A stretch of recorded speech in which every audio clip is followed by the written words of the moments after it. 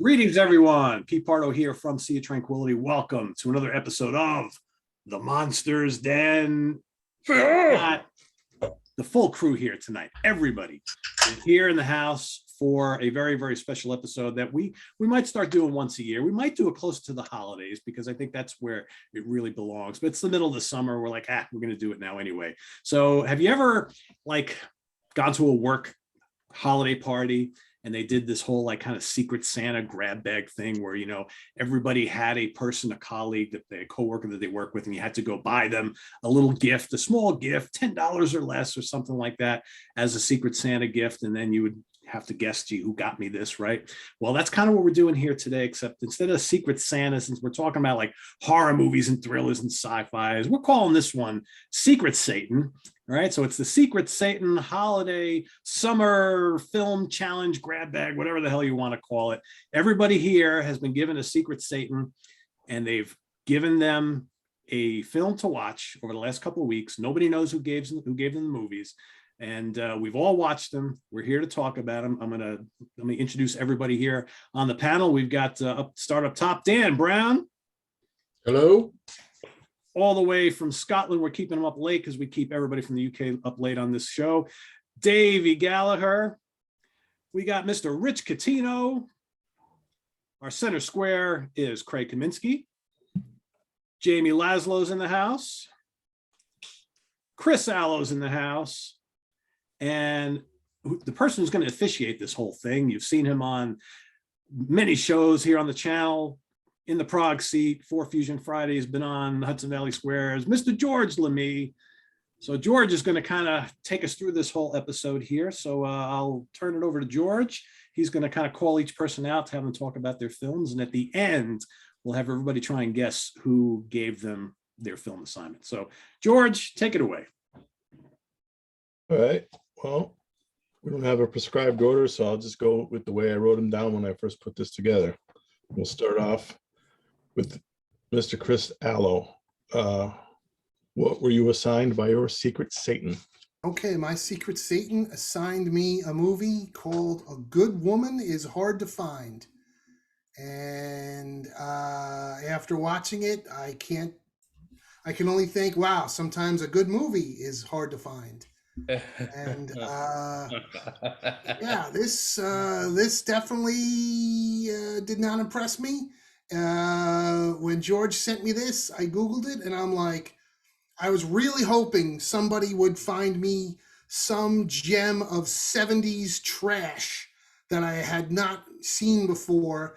And I Google it, I'm like, I go, for fuck's sake, it's a British crime thriller? Seriously? So yeah, I watched it and I didn't like it. I mean, I love everybody on this esteemed panel, but yeah, this was not for me. This was like a quasi revenge movie, but just with really stupid shit in it. Long story short, it's a recently widowed single mom who's raising 2 annoying fucking children, who gets herself up with a vibrator, and a drug dealer breaks into her house, but she can't get rid of him. He hides drugs in her house, and there's just stupid shit in it. She gets fucked up one night and she gets herself off with the vibrator, and as we see her throwing up the next day, and she starts looking at the heroin like she's gonna do it. And I'm like, I've been fucked up a lot.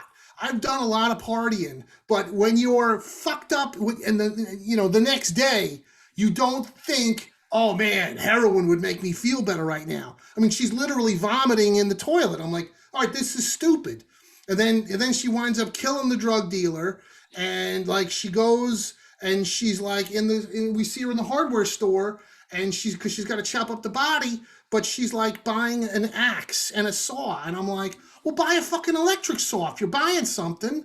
And then she puts plastic tarp all over the floor. I'm like, well, if you're gonna fucking chop up a body, do it in the fucking bathtub.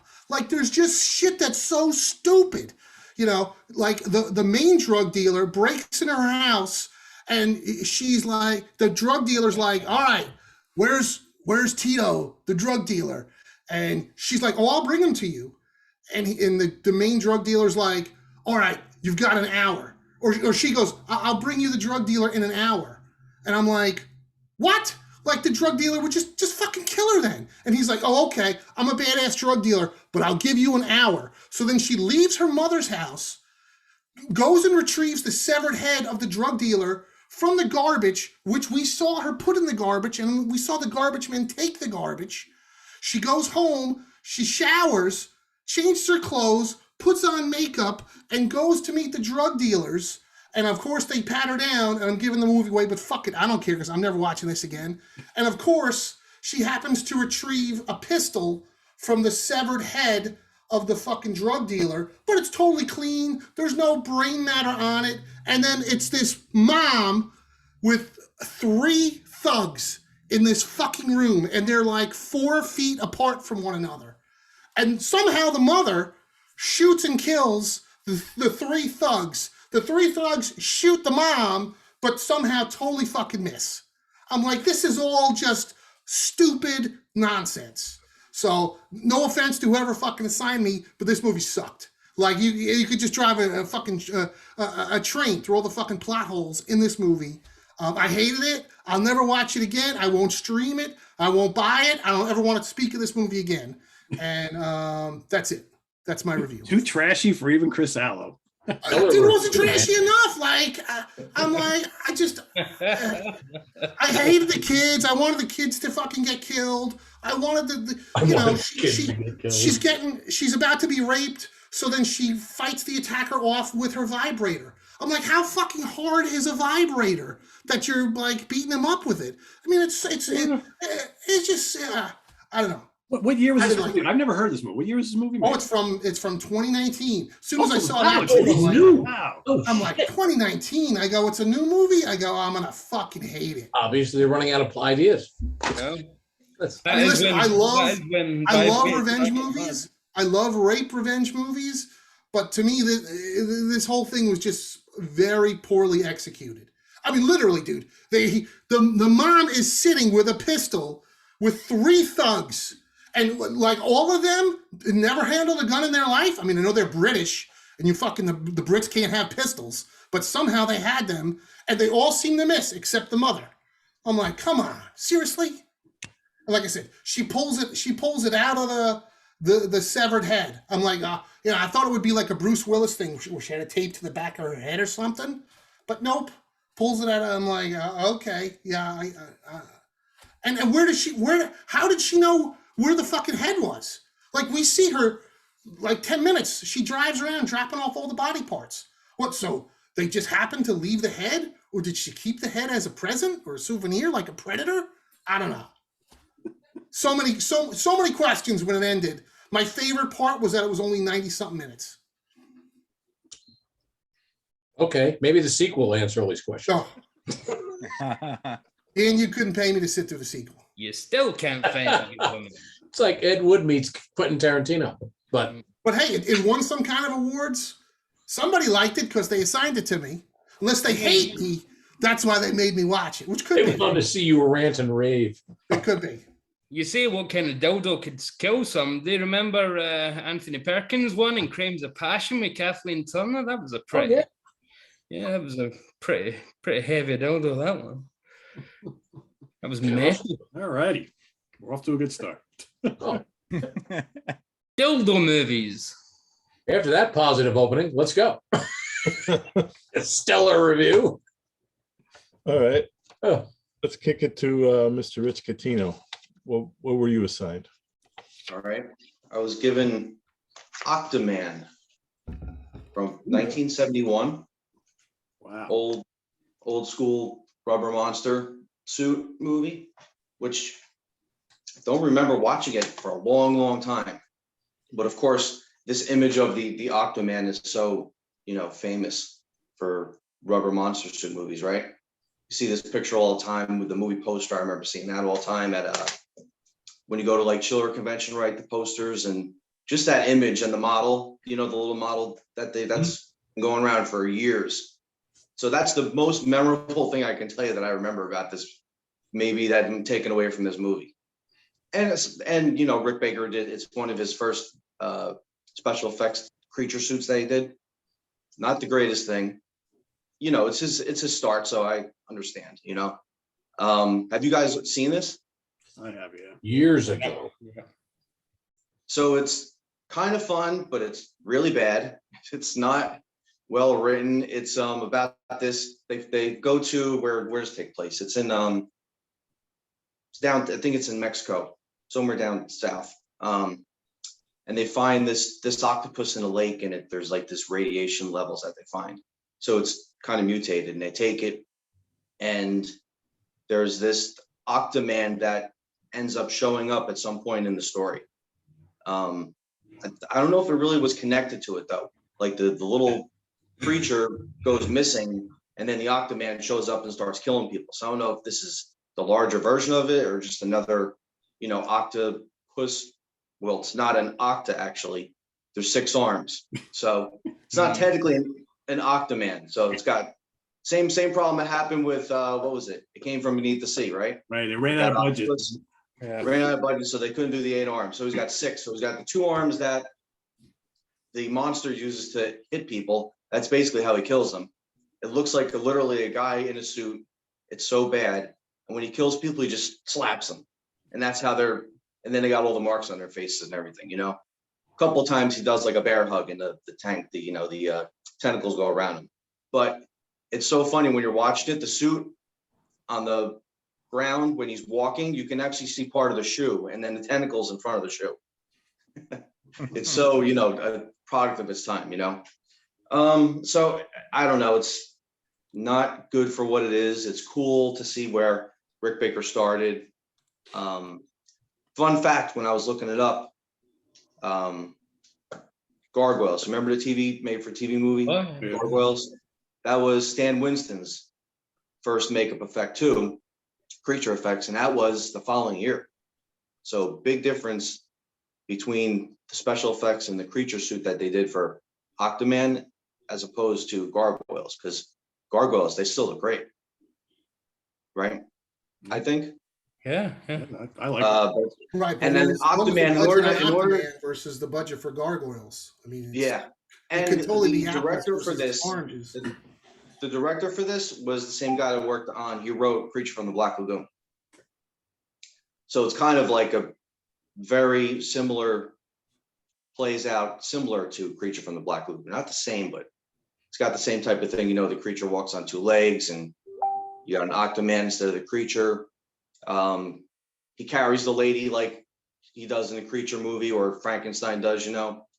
What else? In order to like subdue the Octo Man before they try and kill it, they use, at nighttime, it's weird, they use flashlights, like bright light, and that's what startles it, and the thing kind of doesn't like light. But meanwhile, a lot of the kills happen during the day. So I don't know how that works out. You know, the thing can't deal with a flashlight in the middle of the night, but during the day, it's going to walk around and kill people in bright daylight. So there's that. I don't know what else to say about it. It's Octo Man had a flashlight? Wait, the people that were trying to kill him, the people that are trying to keep him, you know, from killing them, they're flashing the flashlight in his face. And this is like startling him, and he's not attacking them. You know what I mean? It's like keeping them at bay. okay. Flashlights, yeah. Hmm. But like I said, meanwhile, in the middle of the day, he's out there still killing people. See, I thought you said Fleshlight. I thought that was quite a different movie for a few seconds there. Flashlight, yeah, they got flashlights. No, Rich, he said fleshlight. Flashlights. Flashlights. Flesh. Fleshlight. Flesh. I need to see Flesh that dance. version. Google that, Rich. Flesh Yeah. dance. All right, well, we're sticking on topic here. I'm sure there's a Flashlight. winger model you can look up. So what else? So yeah, I don't know what else I can say about it. Sounds I wouldn't watch it again. I don't think it's cool to have in my library because I have it. You know, it's part of Rubber Monster suit history. It's a very famous image. But would I revisit it again? Probably not. Maybe like a Saturday afternoon, rainy day type of thing. Do you already had the movie, even though you were assigned it? I have it. Yeah, I have it. I gave him a copy that Chris gave to me when I got it on Blu-ray. I gave Rich the DVD. Yeah, but Like I was lost in the mail for like 8 months. Remember you that? gave it to me like 2 years ago, but I wasn't going to say that because maybe that would be a hint that maybe you're the person that picked it for me. But it couldn't be. Maybe it's not. So I thought that's you why I were left that part out, you know. I thought you were But playing by your thanks- own rules and saying that no. I Wait, don't you have thought he this was pulling a movie, and it's Catino? right back Pulling to- a Catino, yeah. forbid. Not a rich Thanks for, Catino. thanks for Yeah. sending it, I- Pete, because now it's in the, it's in the collection. Yep. But it's cool for, historic purposes to have it and to watch it and to know it exists, There you for go. what it was. Cool. So, yeah. I guess we lost Dan Brown. I don't know what happened. Maybe he had a power outage or something. He locked himself out again. Who knows? Well, we got two didn't like it, wouldn't recommend. Let's try and. I mean, I would recommend it. I would recommend it for somebody that's a fan of these movies, that's looking to be a completist. Yeah, this is cool for that purpose, Let's try and change our luck. Hear from Craig. What do you got? All right, my secret Satan gave me a movie from 2015 called Howl. Looks like this is the box that it's on. And when I looked it up, it initially said that it was instead of snakes on a plane, it was wolves on a train. So, but it's not quite like that. It kind of starts out with the main character is a train or a ticket. The guy who comes around to take your tickets, and he is denied a promotion. And so it's at first I'm thinking it's going to be kind of funny, almost like a Shaun of the Dead type thing. It's like, the guy in a dead end job, and and he has to be a hero once he gets onto the train, but it doesn't really happen like that. You meet one of his coworkers, who is the woman who hands out snacks and drinks on the train that he kind of has. Hey, sorry about that. He's back. Can you hear me? Yep. But Hey. he eventually, I mean, it's a pretty straightforward movie. I mean, while he's taking tickets, it's an overnight train. Hello? Say a red eye from like 11 p.m. to 1 in the morning or something like that. And he as he's going through some of the people, they're kind of mean, or they're just not nice to him, and this poor guy hates his job. He does have a funny encounter with this total fat dude who's eating food and everything, and just making a total mess of himself and that. But the conductor kind of dozes off, and then when he wakes up, the train has hit like an elk on the tracks, and so the train is totally stopped. The driver goes out to take a look at the tracks and sees this elk, and where they stopped is in the middle of some forest, and the driver is attacked by a werewolf. So the train is basically stuck there, and so people just don't they want to get moving or anything. They eventually they vote to kind of walk to the next train station, which is maybe a mile or so away. They start walking, and one of them comes upon the body of the driver, and they hoof it back inside of the train. There's a couple of senior citizens in there. One of them gets bitten while she's getting on the way back into the train, so her ankle is all mangled. Once you finally do get to see the wolves, they're not furry like a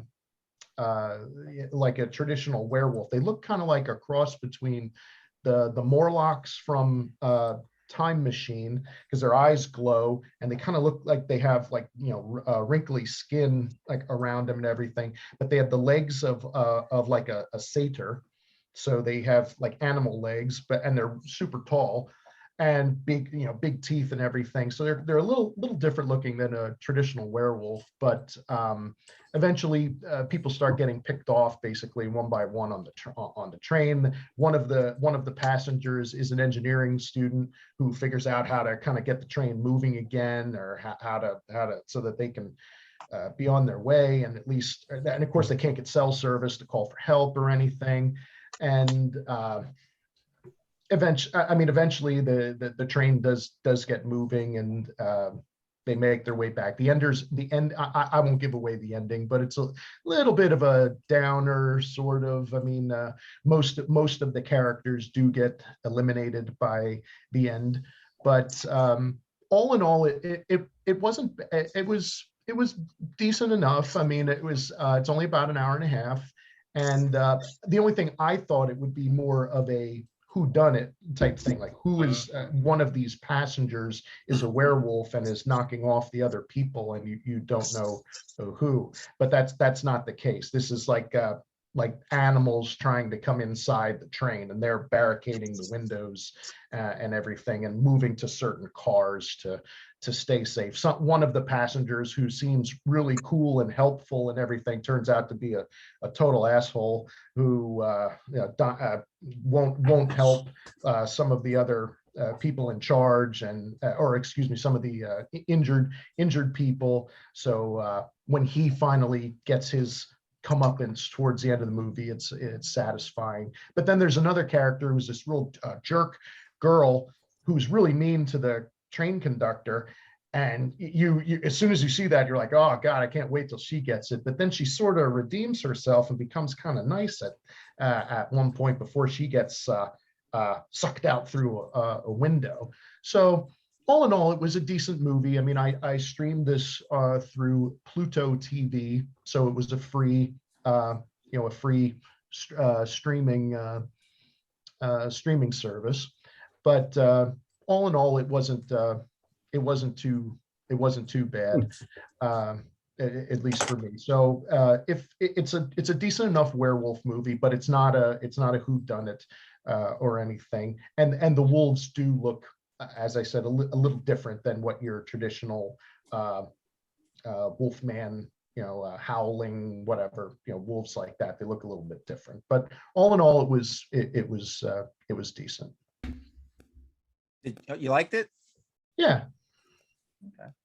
I'm just disappointed that there's no whodunit, because that would give us a chance for another werewolf break, which every movie should have. That's what I was hoping. I was hoping for. Yeah. I was kind of hoping for that, but I just rewatched that. But it was, no. I mean, the movie was fine. I mean, would I prefer a Paul Naschy werewolf or a Paul Naschy vampire? Yes, probably I would. A crazier type movie, but it was straight ahead.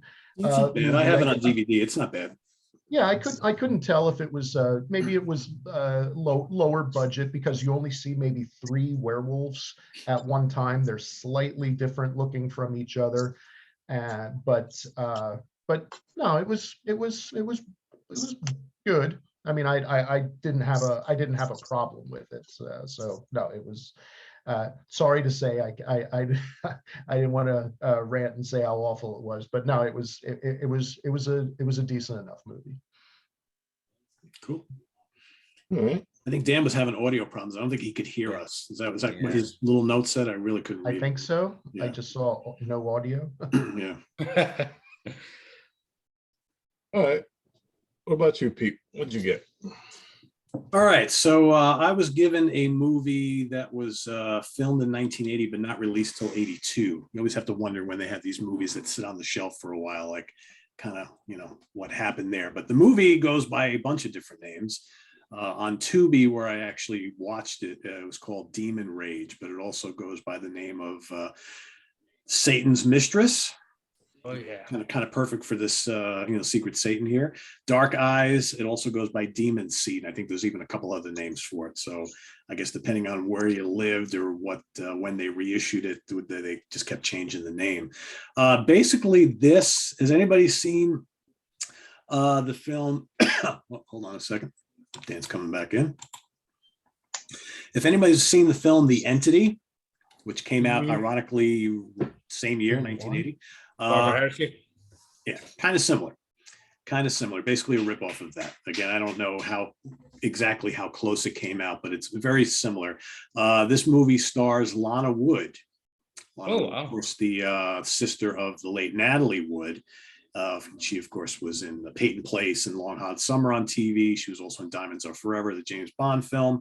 And she plays like a frustrated housewife who has a husband who's got this really important job, and he's like really embroiled in his work, and he kind of basically has no time for her and basically is neglecting her. So she, the first little bit of the movie, she's constantly trying to, spend time with him, to, wants him to kind of hang out with her and make love to her and all this kind of stuff. And he's like, no, I'm busy. I have to go to the office and all this kind of stuff. So she's like, she's kind of frustrated. She's pretty sexually frustrated and whatever. And then all of a sudden she starts to have this like sexual relationship or experience with a ghost or like some kind of entity or a demon, right? They never really explain what this thing is. He's played by Kabir Badi, who played the villain in Octopussy. So there's like another James Bond connection here. And he like kind of pops in and out, and he looks just like a regular guy, right? And he just like shows up when the husband isn't around, and the two of them have sex often, and she's enjoying it. And I so think Pete this got is my like, movie. what's that? I think you got my movie. Yeah, you would have loved Oh, this. this sounds fucking great. Lana Wood is hot as balls. This sounds fucking awesome. So like literally the whole first half of the movie is just like showing scenes of her either, and they sometimes they show the demon guy, the ghost guy, and they show him. Other times they don't, and she's just laying there naked and he's doing his thing. Other times they do show him. And if you're a Lana Wood fan, she is naked throughout the entire film. And granted, this is 1980, so she's a little bit past her prime, but she still looks great. Did your movie have boobs, Aloe? Of course not. See that? This is new. Chris, I could have gave you 10 minutes of boobs in this movie, and that would have satisfied. Fuck. There's literally like 45 My movie would have went to 5 stars with 10 minutes of naked Lana Wood. Holy shit. So this movie also stars Britt Eklund, who actually gets like top billing, but she's really not in the movie all that much. She plays like there's another couple that this couple are friends with, and she's kind of like some kind of therapist or something like that. So she's trying to talk to the wife about her issues. She's also talking to the husband, and so there's like all this like back and forth going on, but she's really not in the movie much. And also John Carradine is in the film. He plays a priest. He's in the film for like 2 seconds because like she's, do I talk to my priest about our problems? And then, and she's got this thing going on. So eventually the husband starts to get wind that something's going on with her. And specifically one day she keeps locking herself in this other room, right? While he's off doing his own thing. So one time he's walking, my wife's called ballistic, and that's what must be winning in the background. Holy cow. She's like hooting and hollering. So then the husband goes walking by this room, and he hears her like having an orgasm in the other room. So he's like, what's going on? Let me in, let me in. And so she waits till she's done. Then she opens the door. She's got a robe on. He's like, who's in there with you? He goes busting in. There's nobody in there, because of course it's like a ghost or a spirit or whatever the hell he is. So, but the thing about that makes this film different from The Entity is in The Entity, the woman is totally not into what's going on. She's getting attacked at night by this, alien or entity or whatever. Here, Lana Wood is totally digging it. So she's thinking, well, if my husband's not giving me what I need, this whatever it is totally hitting the mark for me. So she's kind of like in a weird way falling in love with the ghost, the spirit. But like I said, the husband's starting to think that something's going on. So he's finally, figuring out that something's happening here. Eventually, again, I'm not going to give the entire film away, but eventually he kind of convinces they figure out that there's something evil going on in the house. So the ghost or the demon, whatever, starts to backlash out against like Britt Eklund, and her husband kills her husband. It's really the only cool kill in the film. When her husband gets killed, a guillotine is involved. I won't mention anything else. It makes for kind of a crazy climax. But the Kabir Badi character, the demon or the ghost, whatever, never says a word throughout the entire film, which is really weird. He's just kind of there. But and Lana Wood goes back and forth like, oh yeah, maybe this is not right. Oh, but he's so amazing, whatever it is, that type of thing. So it's a really weird film. It's not very original. Like what I watched on Tubi, the quality was awful. I mean, it looks like the film was made for like $10, and the quality of the video was just really, really shitty. But it was an entertaining watch. Lana Wood is not hard to look at. And like I said, she's naked throughout almost the entire film, which I guess is worth something, right? But as far as like A-list cinema, this totally is not. It's not scary at all. Other than the one scene, there's no real gore in it or anything, but you got lots of Lana Wood. So for that, I would recommend checking it out if this sounds interesting, but The Entity is a much better film, and they're very similar in a lot of ways. But yeah, it was kind of fun. It was kind of fun. Would I buy it? No. Would I watch it again? I don't know. I guess if I was in the mood to see another Lana Wood film with lots of her naked, I guess I would. But yeah, but it's a low budget forgotten film for a reason. But it was interesting to watch, I think. It asks the question, is it cheating if he's dead? Exactly, right? I don't know. Well, that's why I always wonder. Say Paul McCartney died tomorrow. Does he go back to Linda? And then what happens to his new wife? Did they have a threesome in heaven? I don't know how all this works. Ghost relationships, they must be the most awkward thing in the world. No wonder they didn't say anything. But is the one-legged woman involved in any of this, or no? The whip in the body, there's another one we covered recently. People just love having sex with ghosts. Yeah, I guess so. All right, Dan's popping back. I'm sold, Pete, on your I knew, yeah. The whole time I was watching this, I'm like, yeah, this is a Chris movie. Yeah, For sure. he didn't listen to anything apart from Lana Wood was naked for 10 minutes and whoosh, ordered. Can you hear me? Dan? Can you hear us? Can you hear us? Yeah. All right, we're good. Question. All right. Yay. What a coincidence. The movie I was chosen was called Ghost in the Machine. Just kidding. But Well, now that we got you, why don't you go? What were you assigned? it's my turn? Yeah, go ahead. Oh, I'm just catching my breath here. Okay. Yes. The film that I was assigned is called Crimes of the Black Cat, a Giallo film. Interesting. I am kind of unfamiliar with Giallo, but when given an assignment, and I appreciate whoever gave this to me, it made me delve into this with OCD or just insanity and going into Giallo films. And many years ago, the only Giallo films I was really familiar with was Blood and Black Lace or Mario Bava, and of course, in my opinion, one of the best ones is Bird with a Crystal Plumage. So all of a sudden, we come to Crimes of the Black Cat, and this movie, whereas Mario Bava created a marble base of what Giallo is, the basic principles, and Dario Argento polished that marble base. This film, Crimes of the Black Cat, kind of throws a little bit of garish cliches and day glow paint, and it's just kind of wild. It's kind of like it takes every cliche, and they have no qualms about it. The fellow who directed this film, he only made 12 movies, and this is the film he's best known for. And the interesting thing about it is that it takes every possible cliche in Giallo. There's a killer with black coat and a hat and gloves. There's models involved and a woman's thing, and it just rips off every possible concept of things. It's a train wreck because it's kind of incoherent. It goes along, and then all of a sudden it's like, we're losing our audience. Let's show some tits. And then they show a bare-breasted woman. And there's nothing wrong with that. Trust me. The only thing this film was missing was Ingrid Pitt. But, they show some tits, and then they go, and then there's some things. And I'm not shitting on it. I was intrigued, like watching a train wreck. And it works because some of the suspenseful moments are suspenseful. But in between it is just this really hard thing to follow.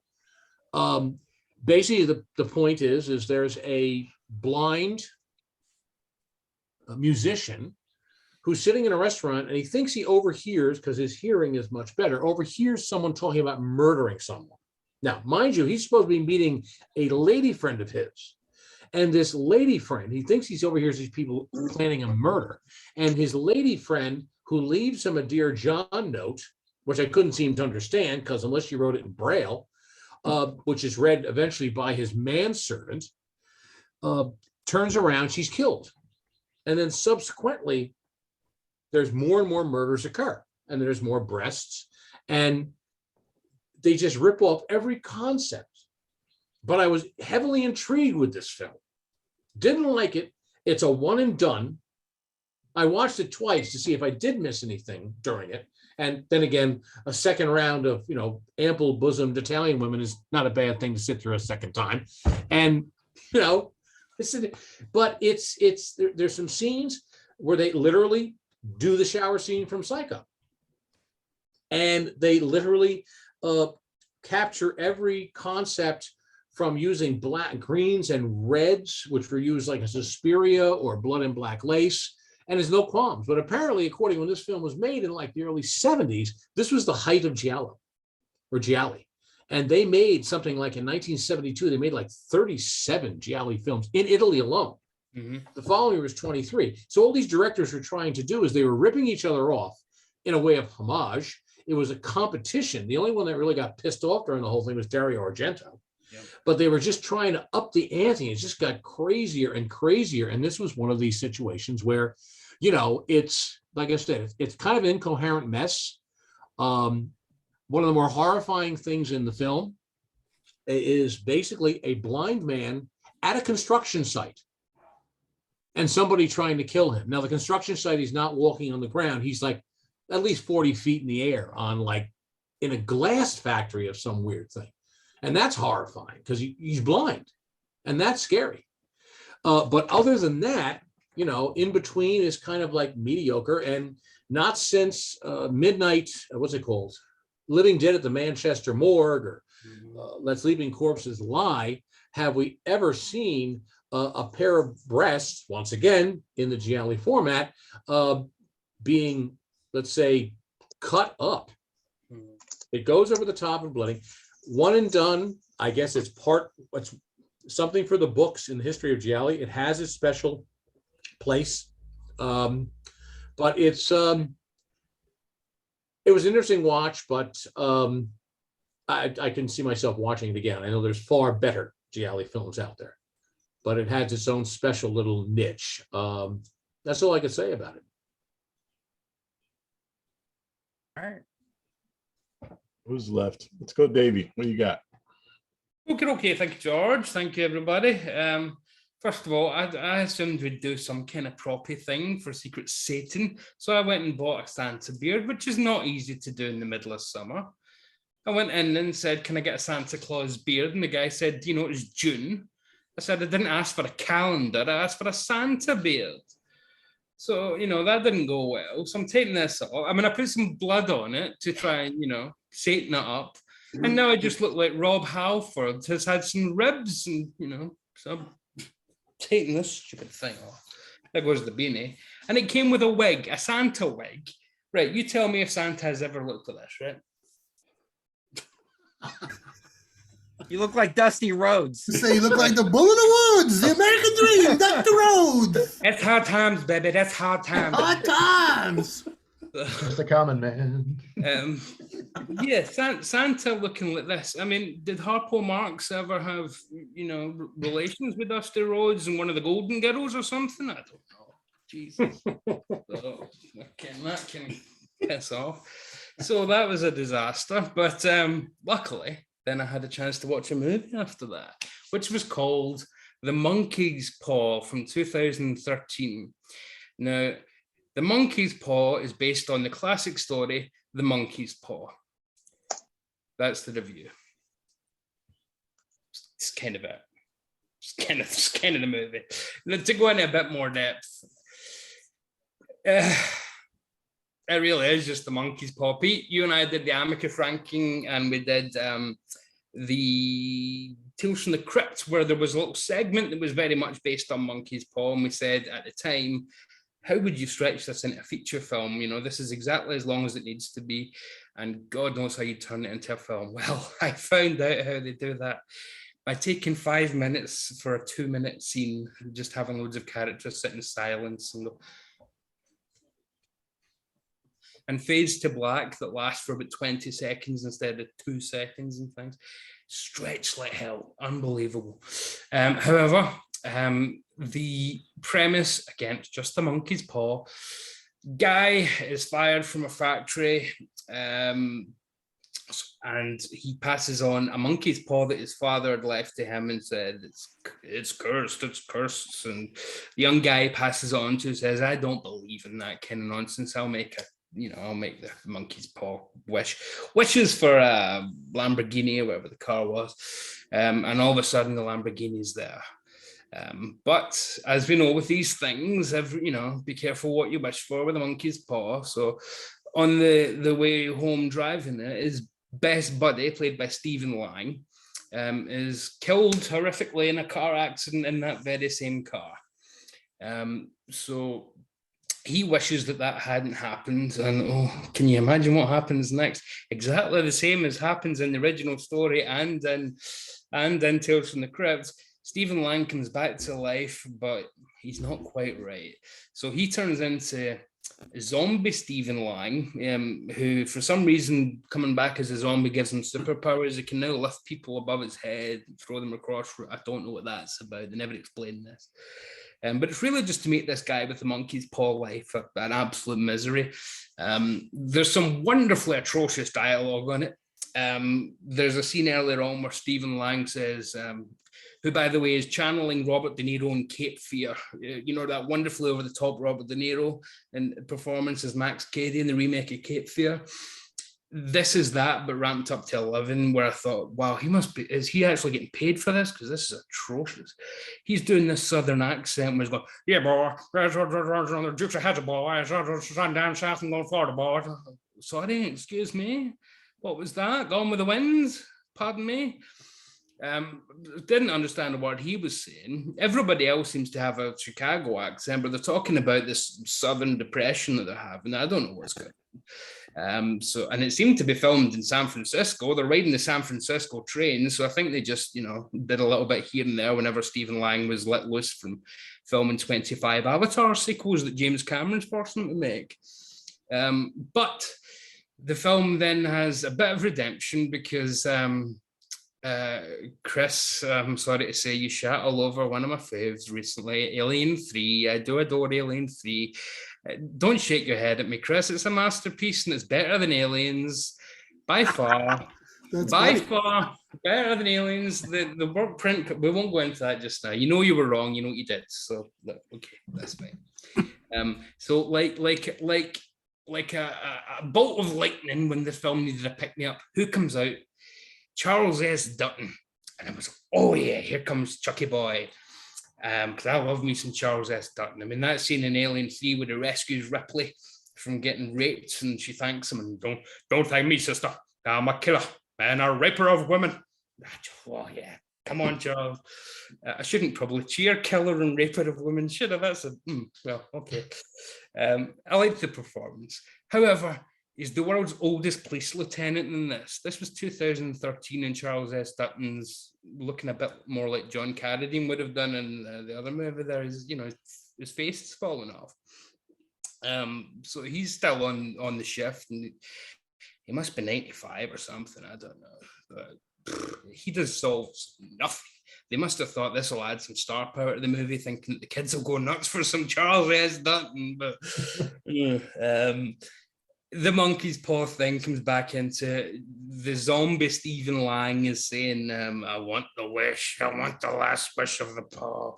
And he starts bumping off the guy's family. So it just turns into a really standard kind of, might as well be a slasher or almost crime film if you take away the zombie aspect, because he's bumping them off just to blackmail him for the last wish. So it could be easily about anything not horror related. And there's absolutely no twist at the end. It really is just be careful what you wish for, which was the message of the first 60 seconds of the movie. And then they take another 90 minutes to tell you again in a colossal waste of time. And I really enjoyed it because everybody is terrible in it. It's a quotable B movie. Stephen Lang has a great speech at the start where he's saying, where's that hot mama of yours, boy? That hot mama. And you think, well, I wonder what is, I wonder, are we going to see this hot mama? Turns out she's dying of cancer and she's undergoing chemotherapy at this point. And he knew this while he's talking to his buddy about how much he fancies his mother. I don't know who the hell thought this was a coherent script. Well, I should say, I do know who thought this was a coherent script because it's actually written by Macon Blair, who, if anybody's seen a couple of masterpieces in the last 10 years of revenge films, Blue Ruin, he was the star of that. Green Room, one with Patrick Stewart as the neo-Nazi leader. He was in that and produced it. He's also directing and writing the upcoming Toxic Avenger remake. So Macon Blair's, a pretty big cult name these days. But this was him writing, and my God, I had to look it up and see if it was the first time he'd ever written anything in his life apart from a letter home to his mother, because it was absolutely abysmal. But the performances were so bad, so out of place. Everybody was either chewing the scenery like Stephen Lang, or they were CW background extras thrown into a scene. So there was this great collage of bad acting versus people that are good actors but think, I'm just going to chew the scenery here because this is total shit. And that made it kind of worth watching for me. If everybody was trying the hardest, I don't think it would have been entertaining. But Charles S. Dutton and especially Stephen Lang, take a bow, boys, because you made a happy man very old. So yeah. Would I buy it? For the memories and just to occasionally watch it, I think I might. It's been released by Shout Factory. I think I might buy it. At the moment, I did pay $3.49 to rent it from Amazon. But yeah, it was $3.49, reasonably well spent. And I'm happy to have seen Stephen Lang do that. And I'm always happy to have some Chuck S. Dutton in my life. So yeah. Is it a thumbs up? I don't know. A thumbs up somewhere, but I'm not quite sure where. I think the That's best on Shout version. Factory. Yeah, Shout put out one of their, we're only doing 1,000 unless it sells fast, and then we'll find 1,000 more. Well, that means it probably has good supplements then, so probably worth it. Yeah. I think the best version of that was done 30 years ago on The Simpsons, Treehouse of Horror. Yeah. If you guys The remember that. yogurt- 10 minutes long. Yep. Great, funny, done. Yeah. It's a short- The yogurt is also cursed. Yeah. However, Pet Cemetery is a variation of it. Mhm. And also, actually, there's another version out there, which is actually one of the better horror films in the 70s, and that's Death Dream Mhm. with John Marley from The Godfather. With Tom Savini doing the makeup. Yeah, Tom Savini did the makeup, and that is a variation, which is one of the better ones. It's been done numerous times over the years. It just makes you wonder who in 2013 was saying we should do the monkey's paw. In 2013, and they have the actual paw as well. It's like they didn't even just do the idea; they did the actual paw. Those young guys carrying about a disgusting old rancid paw. Ugh. This is Chiller Films, it says, right? As I'm looking it up. Chiller were the production company, and it's been on Blue from I guess Shout, but I suppose Scream Factory would be the label. So they did a movie that I've seen. I think I talked about it, Pete, on a show. It was called Animal. Mm-hmm. That creature that was running through the forest and killing people. Yeah. That was pretty good. So they did put out something decent too. I thought that was a good movie. The Animal was the following year, 2014. I remember that episode you talked about that, Rich. I was like, Yeah, it's Creature. That was cool. Good creature effects too. yeah, cool. All right. Well, our last chance for someone to feel like we got an undiscovered gem is Jamie. What do you got? All right, I think I'm going to end this on a positive note. And when I say the name of this movie, I'm not going to look at you guys because I don't want to see a pleasant look of surprise because then I know it wasn't you. I don't want to see that. So I got Quatermass in the Pit from 1967, a Hammer film, also known as 5 Million Years to Earth. Are you done with your reactions? Okay. I like this movie. I like it a lot. It tries to go places that I did not expect it to go. It starts with a mystery of these guys digging. I think they're making a tunnel or some shit. This is a movie you got to see more than once, and I've only seen it once. And I got to see it a few more times. Pete, I'm seeing your reaction. I know you didn't give me this movie. So they find I'm just agreeing with it, Jamie. Everything you're saying is correct. They see this, and now there's a lot to uncover here. So if I fuck this up, well, don't say, yeah, correct me. So they come across this big metal object. They think it's a bomb at first. I don't know why. I knew it wasn't a bomb. And there's skulls around it. And it's skulls of like early man. So why is this all here? And that's where the mystery. If you have not seen this movie, I recommend you look. Okay, let me do it real quick. I'm going to spoil the shit out of it, but I think it's more fun for you to watch because a lot of people probably, everyone here probably seen it except me. Well, now I'm in the club. Go out and watch it as they peel away the layers of the onion. It's fun to go with it. So mute me or fast forward through me. Some people mute me anyways, even when I'm not giving spoilers, but idiots, Jamie, don't do listen. what you want. So they find out that it tries to answer the question of where did man come from? Big question, right? And what is, now I don't know what Scientology is all about. I have no idea, but I have a feeling they might kind of like this movie. If Tom Cruise watched this, he might put $200 million into a remake. I don't know. So here's the theory. You got this Quatermass guy, okay? Bernard Quatermass. And I did not know he was a big deal in Britain. So he came out in the 50s as TV serials. And then this is actually a remake of one of those serials. I think the first one that was like 6 episodes long. And they let the show, I think, really breathe in this, that, even though it was the 50s, that's what I hear. So they had to cram all this in like in an hour and 45 minutes or something. And they're cramming in a lot. And it goes by fast. You need a pen and paper. I had a pen and paper because I had to take notes for this.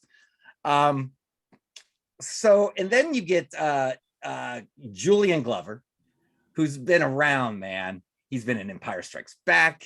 He's been in Indiana Jones and the Last Crusade. He's been in Game of Thrones. And I looked, he's still got 3 projects in the work. And the guy is almost 90. So God bless him. And he's great in this. And him and Quatermass bumping heads throughout the movie is great. You know, he's the, I don't believe it, you know, and Quatermass is like, look, shoving it in his face. He still doesn't believe it. So the theory is bugs, aliens, they look like big grasshoppers, but they got these little horns. Okay. And that's important. And they came down to Earth like millions and millions of years ago. I forget. Did they say 5 million years ago, or did they say 50, maybe 5 million years ago? And what they did is they took early man, they brought him up into space, and they did some kind of work on them. I don't know, tweaked them, made them better, brought them back down to Earth. And then that was the beginning of mankind, these better humans. I wish they could have done a little better job, if you ask me, if they're looking at us now these days. So, and the thing is that we have some of, I don't know if it's most of us, half of us, I don't know, but we have this power within that we're not really, that we don't know is there. And somehow it's triggered by the grasshoppers with horns, somehow. And the thing is, because the grasshoppers have horns, it's a question of, so when we perceive the devil and we think of the devil, did the image come from these grasshoppers? Are they the devil really? And we just kind of turned it into religion. And when that power within us is activated and we're doing crazy shit and we're trying to kill those without the power, and, you know, Christians or whoever might see that as being possessed, is it just this alien type of thing within us and it's not really possession? So they are trying to do a lot here. My question is, they try to answer the question of what hell is, what demons are, what the devil is. And at the end, this big fucking image, one of the grasshoppers, AKA devil, is over this town, and it's humongous. It's made out of energy. And I could see how people would go, it's fucking Satan. It's Satan. And there you go. So, okay, there's heaven, there's hell, there's Satan. Really tackle the question of what's God, what's heaven, what's angels. It's kind of like they're only tackling half the problem here. but I was rolling with it.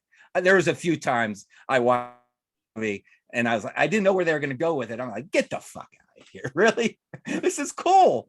I mean, they were tackling so much for this little Hammer horror movie that I'm just surprised not everybody in the world has seen this. I'm surprised it hasn't been remaked by someone like Tom Cruise. I think it could use a good remake. You know, the grasshoppers, they look pretty. I mean, when they first show up, it's a little comical, but you roll with it. You know the budget, you know it's 1967. The acting's good, so that's around it. The town kind of falls apart at the end, you know, with the big Satan / bug at the end. That looks good. The walls coming down and everything's falling apart. That looks really good. So it's not all bad. It's one bad thing about it. Here's a couple things that I turn my head at in movies. People cutting themselves, hate that. Or walking on glass, needles going into the arm or anywhere, turn my head, and sweaty dudes, close-ups on sweaty dudes. I have a hard time looking at, and there are some sweat close-ups on sweaty dudes in this movie. I like the end of the credit scene when it's just the chick and Quatermass, like dumbfounded, like what the hell just happened? And during that whole time, and you see the rubble in the back and the damaged buildings and the credits are rolling. That was kind of cool for its time. I don't remember ever seeing something like that done in the 60s. So yeah, I really like this movie. 3.5 stars. I bought the damn thing because I do want to rewatch it. I know I missed a lot. I probably messed up a lot. I don't know. I tried to tackle it all in one viewing, but they're throwing a lot at you here. So if you haven't seen it out there, give it a whirl. It's fun. And you can watch the other Quatermass movies because there's a few of them. Yeah.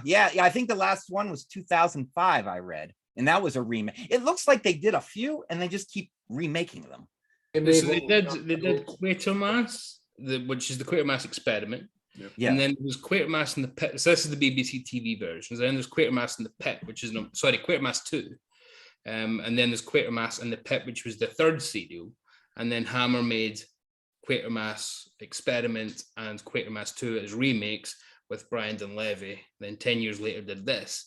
And then 10 years after this, back on TV, John Mills plays Quatermass and just called Quatermass. So, yeah.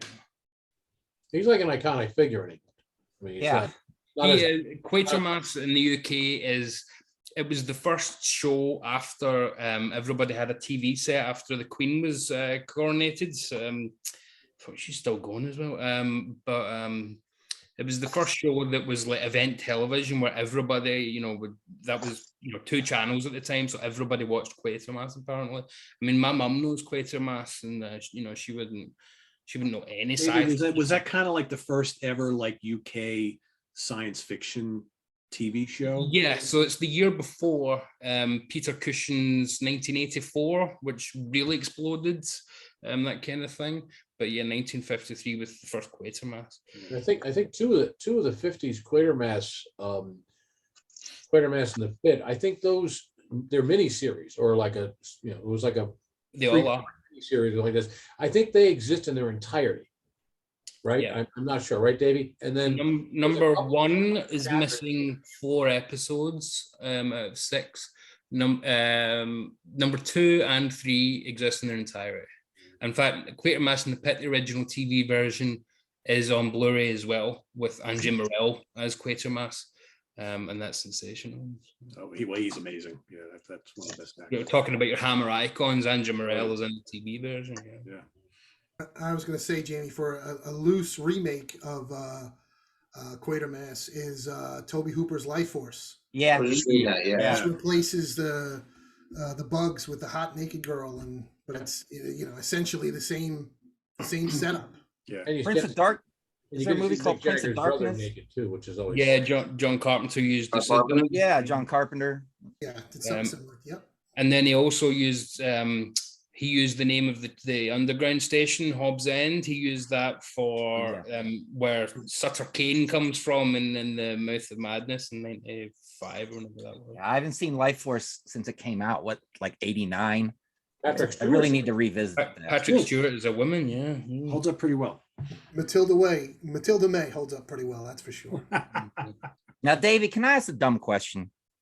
Speaking of the BBC and everything, growing up, I still can't figure it out. So growing up, we had ABC, NBC, CBS, and then later came Fox. I always hear over in the UK, BBC, and I always picture just one channel, BBC.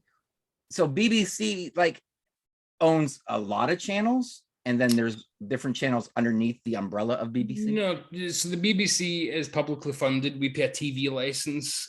So the BBC is under royal charter to provide entertainment and inform, and it's got an actual charter of things it needs to provide. So quality tends to be associated with the BBC. So great TV shows over the years that have been put onto PBS in America have come from the BBC, whereas the other channels we do have are commercial channels and do have adverts and things. So you don't get any adverts in the BBC ever, never have. And it's to this day it's the channel of channels and the radio station of radio stations. But there are BBC 1, 2, 3, 4, and then about 25 radio stations. Okay, That's good to know. Good to know. All right, well, we decided we're gonna have everybody write down who they think their secret Satan is, and hold it up. you want to do it at the same time, Yeah, or do it one at a time? you can put them all up, and then I'll go around and ask each person, or I'll reveal to each person. Didn't have a pen. Ready? 1, 2, 3. Okay. Okay, Pete thinks it's Craig. Wait, no. Give me a Yes. sec. Correct. Woo! And I hope we can read yours better than your last note. I'm trying to Davey, trying to work here with a number 2 Chris, you're wrong. Your secret Satan is Jamie. Wow. I'm sorry. Who did you think it was, Chris? Chris, who did you think it was? Oh, I thought it was Davy. Oh, I love that movie, even though it has some holes. I still love it. There's a lot of holes. Was I right or wrong? You had Pete. No, yours was. Peter. Man, now I'm get this confused how I wrote it. But yours was Chris. Well, Rich had a 50-50 shot because the fucking disc came from me, which came from Pete. So, no offense, but I was going with Pete. I don't know, third base. What'd you have, Dan? Okay, I know it was you, Rich. Okay, I put up. Oh, Peter. You got it. It was yep. right. Of course, Yep. it's Peter. Yellow thing. I'll tell you right away, the only person, when I got a hold of everybody and gave them their movie, Craig guessed right away who his was. He just by the title, he knew who it was. Who gave me mine? Am I right? Well, yeah, because mine yeah. was beyond easy I because knew that. George messages me and says your secret Satan's movie chosen for you is Varan the Unbelievable. I said, oh, who could have picked Varan? Because I'm probably the only giant monster movie fan that really likes Varan and never saw the movie. Well, I know. the only person that likes I didn't Varan the think of it. Unbelievable. I didn't even think of it. It's a that much. fan I club know of that's- one. And to be What's that? fair, I would have watched it, but it wasn't available for free, and it wasn't on any of the That's because the channels monster that is so I subscribed to. So That's because it's so obscure that it's no, nowhere. but then when I got Howl, it's I prepared an entire list for because those were my instructions. So and then I get one movie. This is your one movie. I said, well, gee, who would I be gave the three Maverick choices that would as only well. give me one I was movie? giving to back choose one. from?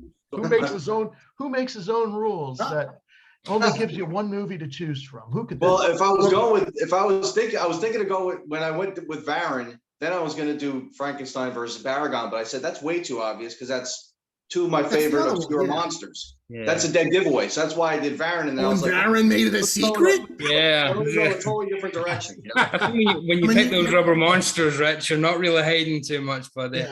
Yeah. So who picked Yeah, what did you hold up? Monkey's Wait. Paw? Who did you think you said? I was writing down Peter's name, and if I people are thought- holding up names, so I have no idea who said what. I know I it's, thought Dan picked Okay. Monkey's Paw. Was that correct? You're correct. who's that. The reason I thought that is because the first choice that I said I'd already seen was Spiral Staircase from the 40s, and I thought, right, and I love that movie.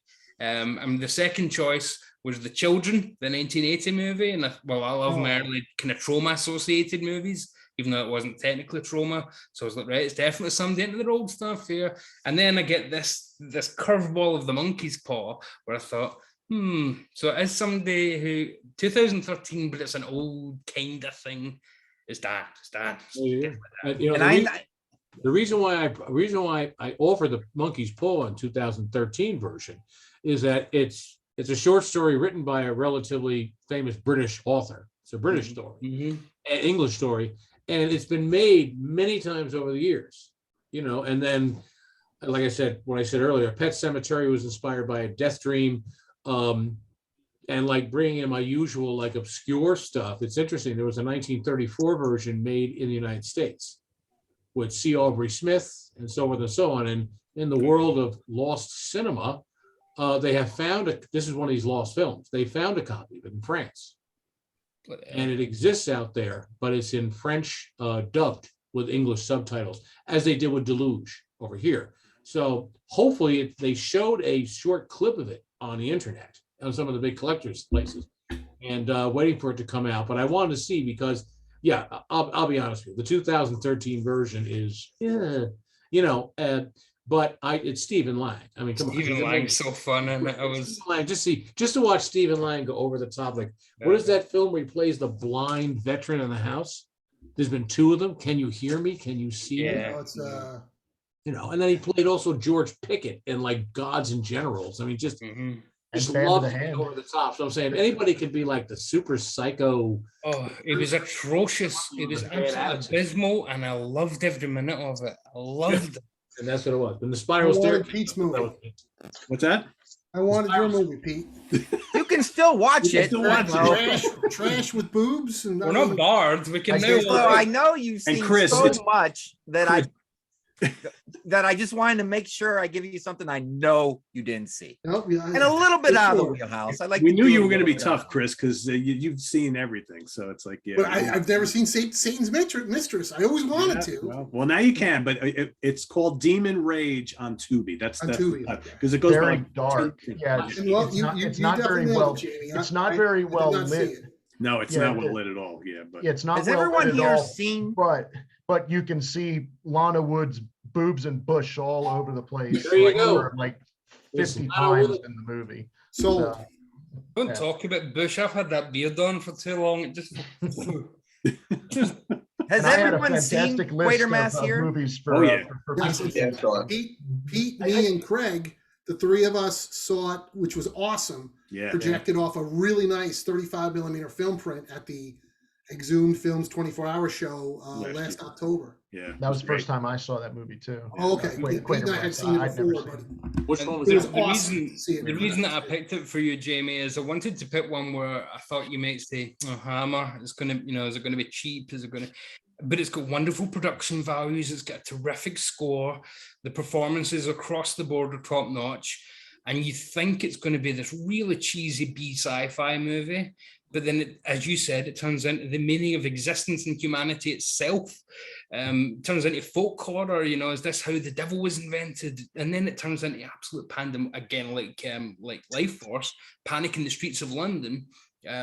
Brilliant stuff, all well done. It's easily the best Hammer movie of the 60s for my money, outside of what you call it, Devil Rides Out, would be my second choice. But Yeah, right when I Googled it and I saw that Quatermass was a British TV hero, like the first one possibly. I knew it was you who gave it to me. Right. I think actually I did a video with people wearing a Quatermass in the pit t-shirt, so I think I may have given that away in one of the previous sets.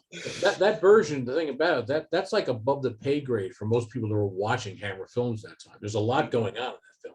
So it was not your Saturday afternoon matinee fodder. There's a lot deeper things going on in that Quatermass film. I don't know how well it did financially in this country. I don't know. I'm just running on just the Hammer name, but it's not, it's not your simple seventh or eighth Frankenstein movie or Dracula, AD 72 or something. I think it was a little too heady for the average fan of, let's say, anything from Amicus films to whatever. It's very involved.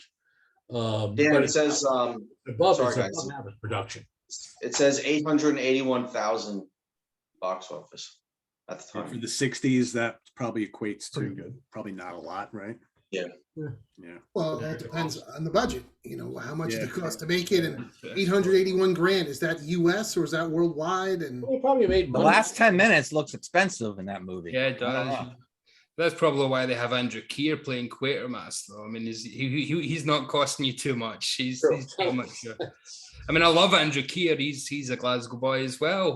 But yeah, he's not Christopher Lee, Peter Cushing money, is he, for the budget? So Barbara Shelley's great as the lab assistant, but that character's got a much bigger role in the TV version, which is super highly recommended again. So, yeah. And our reveal at the end was a little messy, but we'll get it down better next time. That was the first run, everyone out there. Oh, yeah. We'll make it better next time. I hope we do this again because I have a fantastic list of trash that I'm sure you guys are all going to be vying for. that's right here. You This guy gave me likes some good trash, so there you go. Right here. Now we know what everyone requested and said they would rather watch. It'll be quite Oh, easy yeah. the next time. And George texted me back when I gave Aloe my movie, and George goes, he showed me your text, Aloe. He says, it says a crime thriller? You fucking kidding me? And, That's what I said. and I George was is hoping like, I wanted what Pete got. George goes, do you want to give him a new one or make him eat it? I said, make him eat it. I'm just a bit offended, Chris, that you said it's the biggest pile of shit. I fucking hate it. I'll never watch this again. And then you said Davy recommended this to me. I was hoping it wasn't you, so I'm good. Like It figures it comes from Jamie. So since I was in blackout mode and trying to figure out what happened here, what was your film, Peter? I missed it because I was. Oh, a film called Demon Rage, also called Satan's Mistress, also called Dark Eyes, also called Demon Seed with Lana Wood. Oh, yeah. Oh, Basically you said Lana Wood, total you got me hooked now. remake of The Entity. If you watch it, you get a lot of wood. Yes. I know Davies because I gave it to him, and Craig's was. I'm sorry, what was it? It was called Howl. It Oh, was from that's the 2015. werewolves on the train. On the train, Yes. yeah. Oh, I think that rocks, that film. Yeah, I liked it. I did. I like No it. time for the werewolf break. And I got the full impact of Chris's rant in the beginning about that film, which is now on my Crime list. thriller. I put it on my view list just to see, And then I think you missed Rich got Octo Man. I saw it, it broke down with Rich. And was Gotcha. George involved at all, or was he just moderating? I asked George to watch one of my movies just for fun, but I don't know if he did. I didn't know. No, you got to. I got too much on my plate. Sorry, Craig. I just another time, another screen. He's got some Fusion and prog albums to listen to. He's got no time. They're going to do this on the prog seat too, so don't worry. This was So fun. am I correct? The only one that didn't guess right was Chris? The only one that didn't guess our Secret Satan correctly? Everybody else guessed right, I think. I thought two Think people. so. picked Who me. recommended Chris's film? Davey? Well, Rich guessed Pete, and it was me. Yeah. Oh yeah. Yeah. So Rich Yeah. didn't guess right, and Chris didn't guess right. Who Everybody was, else got who was Chris's secret Satan? Jamie. I was a true Satan by giving him that movie. I know. Hey, come on. Hey, sometimes you got to step out of the box, right? Or am I just a You bug gotta from go outer with low space? expectations? Yeah, Jamie, what was the name of that movie again? The one you gave Chris? A good woman is hard to find. Yeah, I heard It that. sounds like a love romance movie. And the fucking title sucks. Dude, when she saws I that don't know. body. I don't know if that it's song made it to America, beautiful. but that just reminds me of a good heart these days is hard to find. Where did you dig that up, Jamie? That's It was on Shudder. Oh, okay. So I There's a watched lot of it. shit on Yeah, Shudder. but then again, hold on. The Sadness was on Shudder, and I'm the It's big. got 92% on Rotten Tomatoes. For one review, was it? Yeah, I think there was 7 reviews on Rotten Tomatoes. I know. And one of them must have been Jamie. I must admit, Dan, when the first movie that was recommended to me stars Ethel Barrymore, I thought, yeah, I think I can narrow this down. The oldest guy in the room. She's There got you a go. good set of gams, that Ethel Barrymore. Hey, come on now. At least she's not in a wheelchair like Lionel. When George said which movie Pete had picked, that one happened to be the first one on my list, and I was like, God damn it! I even asterisked like certain ones. I said personal favorite. I said I hope he'd pick one of this one or this one or whatever, and he took the first one on the list. The main reason I threw Spiral Staircase at Davy is a couple of reasons. One, it's refreshing to see George Brent, the actor, not playing something other than Betty Davis's bitch in films. And the last part is there's an actual scene when we talk about like people ripping people off. When I watched this film, because you kind of caught me in a short moment when I was telling my explanation about my film, is that there's a scene in this film, the Crimes of the Black Cat, that they literally rip off the scene with mannequins in Tourist Trap. Yeah. And that was years later. They didn't rip it off. Tourist Trap ripped it off from them. Now, that being said, you go to the Spiral Staircase, there is a scene in the Spiral Staircase, and you have to put yourself in the 1940s, that literally rips off a scene in Black Christmas from 1974 when she discovers the killer. She goes upstairs and she looks in the door jamb of the door, and there's the killer's eye looking through the door jamb at her. And it's just literally ripped off by Bob Clark in that. So it's funny. Everybody pays homage to everybody in these films, where they steal ideas. And like I said, imitation is the highest form of flattery. Yep, nothing new That's under why the I look sun. forward to Octo Man 2 with another rubber suit. So Yes. And all they need is another 50 bucks, and maybe they could have the extra tentacles, right? We'd be all set. exactly. As opposed to the rest. Hope somebody's looking forward to Quatermass 2 next time. So before we go, I have one question for Jamie Laszlo. And all I want is a thumbs up or thumbs down from you, my friend. The new Thor film. Oh, I would never get spoilers. No. It's Thumbs up or thumbs down? not top tier, but thumbs up. Okay, that's all I wanted to hear. That's all I wanted to hear. Nope, thumbs down. Anybody seen Jurassic Park, the newest one? Okay, just checking. Not yet. I don't feel so bad now. Not yet. You can bring back the old actors, but bring back the old writers instead. How about that? God forbid. I know. Yeah. That cast People are are looking really like creating some of the mass dinosaurs these days, unfortunately. Yeah. But Rich, did you enjoy Cruel Jaws? That was funny. I That love was so Cruel bad. Jaws. Talk about bad quality. Oh my God. No, That was that's Jaws. That's better than any of the Jaws sequels. Oh. Cruel Jaws is brilliant. You know, the reason why I brought up the children, it's not a great film when I threw this at Davy. Has any of you guys are your age brackets? Ever you guys are into VHS at all? Were you at some point in time, you were into VHS? As of late, did you know that there is a series, there is a company out there that is slabbing videos, like going to CGC, wherever it's for your comic rating. People are trying to sell, I don't know, they're buying them, like first editions of like one of the Friday the 13th for $4,000. Now, that being said, I've been going through all my VHS, just cleaning stuff out. Unfortunately, I have a lot of weird, rare stuff. And I came across a copy of The Children. Now, I had bought the copy of Children on Vinegar Syndrome. Mm-hmm. And I remember it fondly, actually, from cable. It's not a great film, but I remember a couple spots in it. I said, worth a watch. That's what I was going to throw at Davey. Plus, they made a British semi-remake in 2008. Not exactly, but, And I'm going on eBay, and this is put out by Vestron or one of those small labels. That VHS in good condition, people are fighting over it. I mean, spending upwards to $200 for this video VHS. See, Chris, you got to go through that garage. Get out boggles my mind. Yeah, I look for them at thrift Seriously, stores. Chris, it's amazing. I mean, I'm looking at stuff. You go out and find like Cynthia Rothrock. See, I started working on a book in the 90s and the early 2000s. It was called To Be or Not to Be, which was about the reemergence of the B film in the age of home video, when things went direct to video. And a film that actually had a great deal of success going direct to video was Boondock Saints, when Blockbuster bought the rights to it and put it out on their own label. And that's how it got going. And there was always like bad action movies. I mean, so forth and so on. And these things are going on eBay now for like $20, $30, $40, $50. And it's VHS. And I just don't understand the rationale behind it. I mean, I was able to buy a copy of The Children on Vinegar Syndrome at one of their sales for like, what, $18, $19. Yeah.